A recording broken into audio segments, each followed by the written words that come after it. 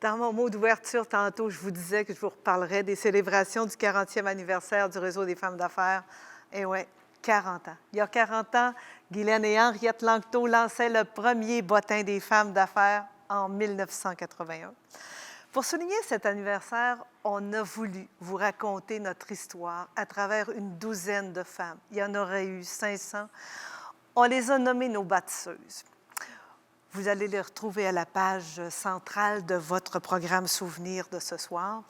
Mais de par son immense contribution au développement du Réseau des femmes d'affaires du Québec, une d'entre elles se démarque vraiment. Et nous voulons lui offrir un honneur digne de son dévouement.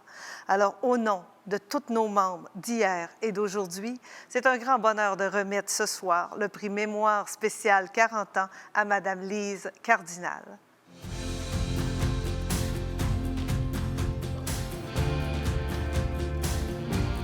Je te donne mon X. Merci. Merci. C'est assez rare que vous voyez arriver quelqu'un avec un texte, mais à mon âge, il n'y a rien qui vont des champs qui travaillent sans texte. Et ils appellent ça un monologue. Et je voulais rester dans le temps qu'on m'avait confié, donc j'ai cru bon d'écrire. Bonsoir tout le monde. Lorsque j'ai accepté de recevoir le prix Mémoire, je n'ai pas pu m'empêcher de penser que c'est le genre d'hommage qu'on réserve aux gens qui sont à la retraite, ou pire, qui mangent déjà les pissenlits par la racine. Mais comme vous pouvez le constater, ici dans la salle ou derrière vos écrans, je suis encore toute là et je suis loin de tirer ma révérence. Je profite de la tribune que m'offre le REFAC ce soir pour vous affirmer que Montréal n'est pas l'épicentre de la réussite professionnelle.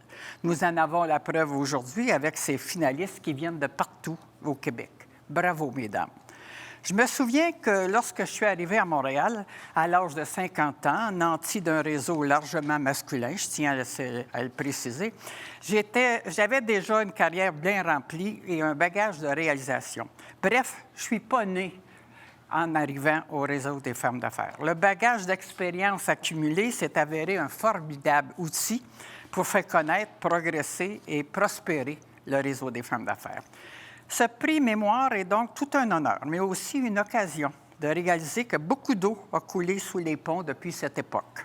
Nous sommes passés des articles à la une des journaux quand une femme devenait policière, à la parité au cabinet des ministres, ou mieux encore, à des conseils d'administration qui comptent plus de femmes que d'hommes, comme c'est le cas à l'heure actuelle pour le CA d'Hydro-Québec, par exemple. Et que dire de toutes ces femmes qui ont été élues mairesses au Québec il y a quelques jours? De tels progrès ne sont pas le fruit du hasard. Ils sont la preuve que l'investissement relationnel porte des fruits et que des réseaux de contacts solides sont ce qui nous permet d'avancer, qu'on vive à Montréal ou en région. J'ai écrit des livres, j'ai donné des séminaires, j'ai animé des ateliers partout au Québec, j'ai fait des centaines de conférences sur le sujet, ici, en Europe et même en Russie. Et je peux affirmer que le réseautage est une forme d'intelligence et de compétence essentielle pour réussir, et pas uniquement pour les femmes, pour tout le monde. Pour être reconnu, il faut d'abord être connu. Et pour se faire connaître, il faut se faire voir. Je vous rappelle que c'est comme entrepreneur que j'ai travaillé toutes ces années à élargir les destinées du REFAC, avec ces cellules d'entraide qui font école aujourd'hui, au Québec comme à l'étranger, et qui demeure ma plus importante réalisation. Arrivée à Montréal, la rassembleuse que je suis s'en est donnée à cœur joie. J'ai vite compris que le réseautage n'arrive pas tout seul et qu'on doit créer le contexte qui favorise les rencontres et la création de relations. J'ai organisé des voyages de pêche, des colloques provinciaux, mis sur pied des réseaux informels. J'ai participé à des missions commerciales. Tout ça parce que j'ai une passion qui m'anime encore, le réseautage, qui est une flamme qu'il faut alimenter sous diverses formes.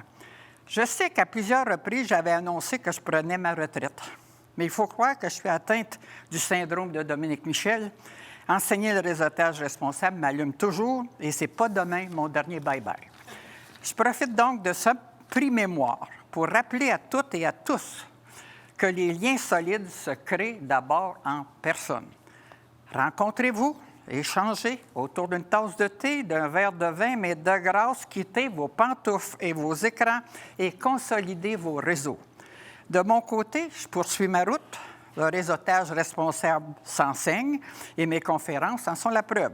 Merci aux 3 présidentes de ce beau réseau, Henriette, Nicole et Ruth, pour la confiance qu'elles m'ont accordée au cours des 13 années à la vice-présidence marketing du REFAC. Et merci également aux milliers de femmes et d'hommes qui ont lu mes livres, assisté à mes conférences ou participé à mes ateliers et qui aujourd'hui pratiquent le réseautage responsable.